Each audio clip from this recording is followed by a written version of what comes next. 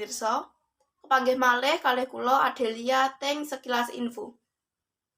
Teng mriki kula badhe ngaturaken pawarta babagan gugur gunung damel mergi lan ngisah desa.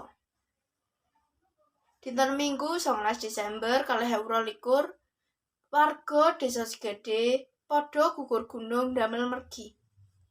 Mergi punika dipun damel saking campuran semen lan pasir. Campuran semen lan pasir punika diratakake wonten ing nggon kang pun disiapkan.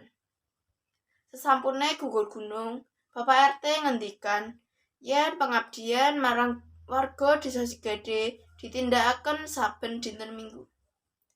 Pengabdian punika ditindakaken saben dinten Minggu supaya bisa nggawe Desa Sigade resik.